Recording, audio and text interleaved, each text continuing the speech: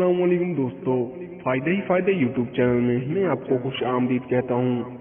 आज की इस वीडियो में हम छुआरे के टॉपिक पर कुछ बातचीत करेंगे। इस वीडियो में हम छुआरे के कुछ फायदे के बारे में जानेंगे और उनके इस्तेमाल का सही तरीका।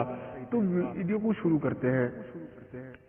छुआरा खुश्क खजूर को कहते हैं। हमारे यहाँ इसका इस्तेमाल आमतौर पर खोदमे में होता है या फिर इसे निकाह की तकरीब के वक्त मेहमानों में तकसीम करने के लिए याद रखा जाता है। मिजाज के एतबार से छुआरा गर्म होता है और सेहत के लिए ये भी खजूर की मानिंद होता है। इसे सर्दियों के मौसम में आमतौर पर दीगर खुश्क मेवों के साथ मिलाकर इस्तेमाल किया जाता है। इसे मुख्तलिफ हलवों में भी शामिल किया जाता है। रात को सोने से बिस्तर अगर 4 या 5 छुआरे दूध में भिगोकर रख दिए जाएं और सुबह इसे जोश देकर इस्तेमाल किया जाए तो इससे जिस्म में खून बनता है और तवानाई में इजाफा होता है।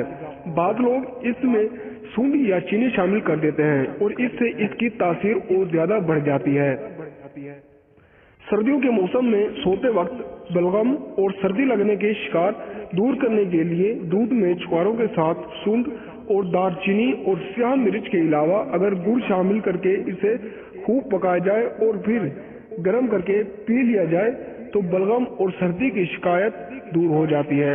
ये बूढ़े अफराद के लिए एक मुफीद और गर्म मशरूब है, बशर्ते का वो शुगर या ज़ियाबतीस के मरीज ना हो। खजूर और छुआरे कम कीमत में जरूर है, लेकिन ताकत और तवानाई के लिहाज से इनकी अफायत बहुत ज्यादा है। हमें चाहिए कि माह रमजान के अलावा भी इनका इस्तेमाल जारी रखें और हर खाने के बाद अगर इन्हें स्वीट डिश के तौर पर इस्तेमाल किया जाए तो सेहत और तवानाई में बरकरार रखी जा सकती है।